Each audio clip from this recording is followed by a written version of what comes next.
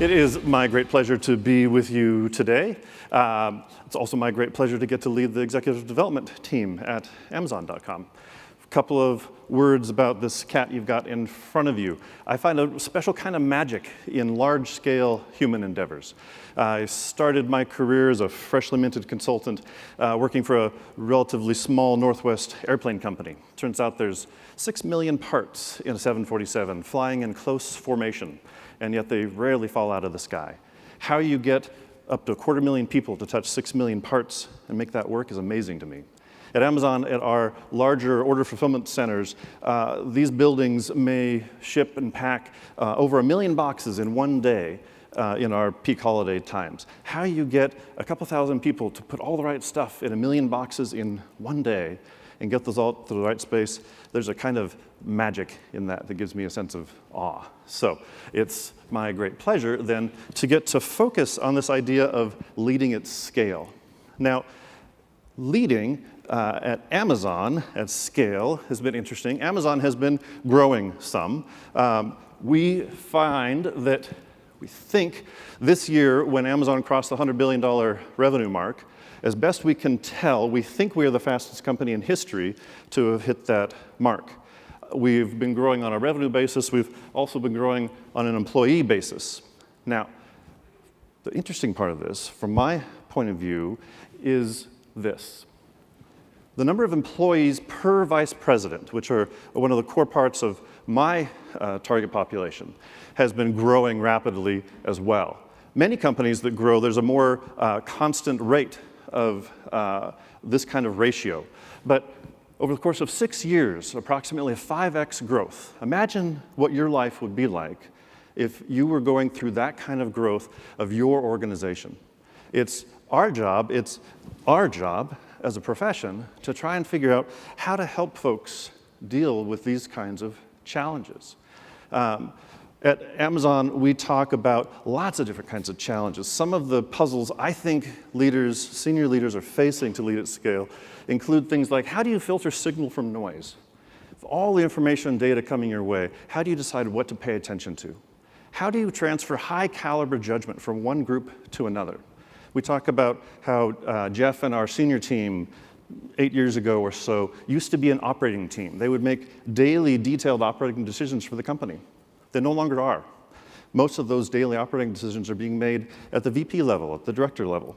How do you transfer the kind of judgment that accumulates amongst leaders to others as you grow? And how do you make your organization actually get smarter and faster as you grow and not like dumber and slower, to just use crude terms? I think we all have a sense of when things start to get really big, they can start to feel bureaucratic. It can start to seem like we're slowing down. So my team's daily in and out work is to research these kinds of puzzles. How do you figure out how to help leaders with this? Would love your help figuring these things out. Very curious to learn more throughout the next couple of days. How do you help leaders deal with these kinds of puzzles? At Amazon, we talk about leadership in a very simplistic way as this. It's that leading is to unify others toward common goals.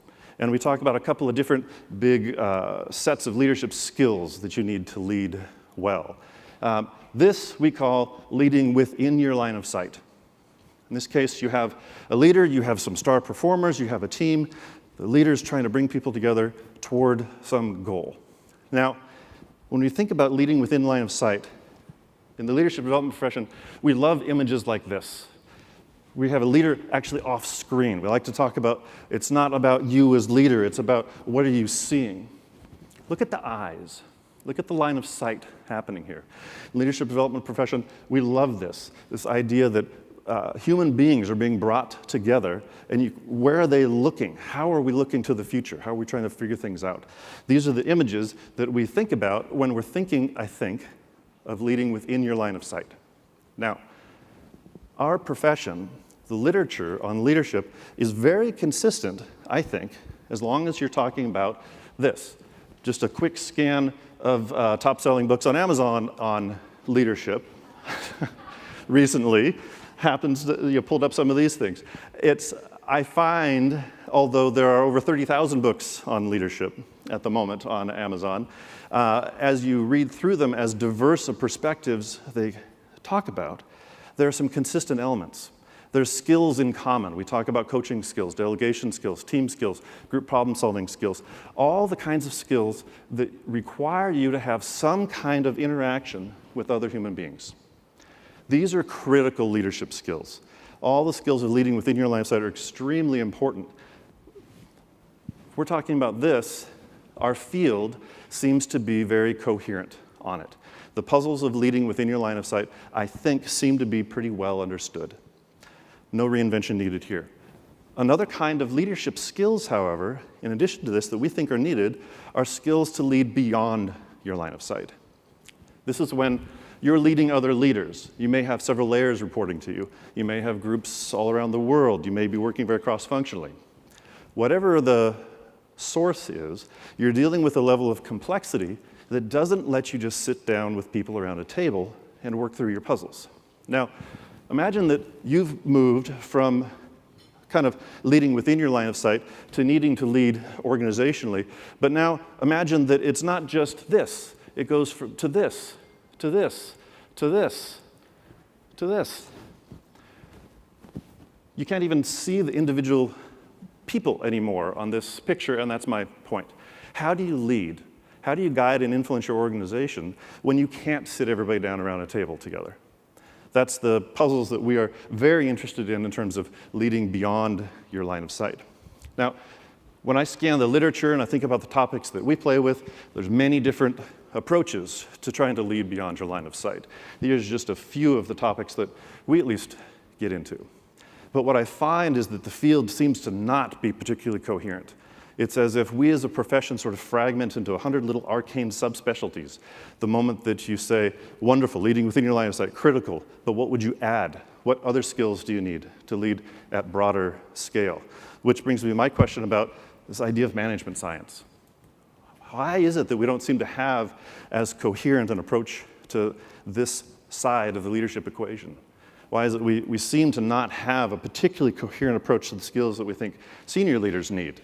What would we cultivate in them to be able to help them grow maybe $1 trillion company that we're still proud of? These kinds of puzzles. We think that there's room for reinvention or just plain invention in terms of management science. We think that Amazon's reached a scale that many companies start to stumble at. And if we're to thrive any better than many, we think we have to come up with at least a few new answers to some of the puzzles of leading at scale in order to succeed. Very interested over this couple of days to get other ideas. But here are a couple of things that we've been thinking about. In this term of filter signal from noise, we talk about diving deep. It's one of our leadership principles. Dive deep, dive crazy deep, in terms of Jeff Wilke, one of our senior leaders. It's a set of judgment calls that leaders need to learn when coming to Amazon about how deep to dive. In many organizations, it seems that folks, the further you go in your career, the more you're responsible for, the less you get into the details. And as a profession, I think we in leadership development often talk a lot about the need to trust your people. Let them dig into the details and bring together good insight to things. I agree with that. And I'd say, well, how do your people learn? How do you know that they have the judgment that you want? If you move so far away from it that gets disrupted, and what we find at Amazon, often that one anecdote that could be treated as an outlier often disproves the data model that you ever had, which is frustrating in a pretty data-driven company like ourselves. So one of our approaches to filtering signal from noise, this idea of transferring high caliber judgment. Amazon is very into rigorous thought work. At Amazon, it is pretty much forbidden to use PowerPoint in meetings. We think great sins are committed to intelligent decisions by the use of PowerPoint. Ironic that I, from Amazon, am standing in front of you with these slides. But if you will keep my little dirty secret here, I'll keep going. Instead, at Amazon, when you come to a meeting, you don't bring a slide deck. What you bring is writing. We write full prose narratives. We write 6-pagers. We put incredible time and thought into these kinds of documents. You're expected to bring your best thinking. And then you don't send the document ahead for people to read. You actually bring it to the meeting. We sit down with hard copy generally, and we sit quietly and we read, and we mark up these documents, and we look in great detail at the thinking that you've brought to it. And then you don't get to just walk through, now here's what I meant. The document has to stand on its own, and we launch straight into discussion. Even with the incredible amount of time and writing effort that goes into these kinds of things, I find that it leads to actually faster and better decisions. Some of these other formats, whenever we're thinking about a big important thing that we want to build, something that we want to launch, we actually start by writing a press release. It's not a press release that we actually expect to release on that day. It's this idea of work backwards from your customer. Can you, at the beginning of your idea, can you write out what is of value to this? What would the customer want to be hearing about this thing? And then we work backwards from that to try and build it. We work with tenets. Our leadership principles is one set of them, and mental models. But this idea of how do you really bring rigorous thought work into the room and do that together with people, find is a great way to try and transfer high caliber judgment from one group to another. We also try and use regular business mechanisms to teach.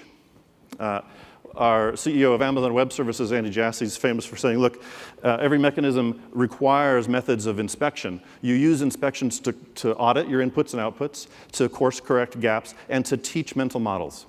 Use the regular rhythm of doing business to teach. Some of our business review meetings, for example, tend to be quite large meetings. Might be 50, 100 people there, not because everybody has to chime in, although anybody in that room might be called on to explain data or to explain something. It's to help teach.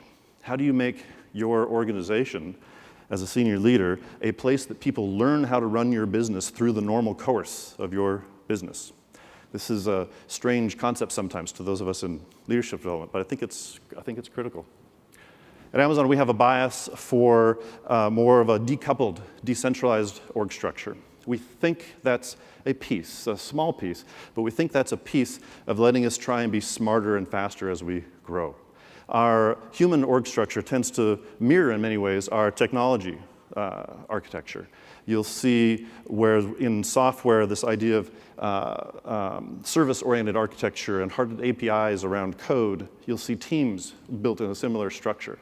We like to try and see if we can reduce the need for coordination between teams. And so we try and decouple things as much as we can, sometimes at great pain and cost.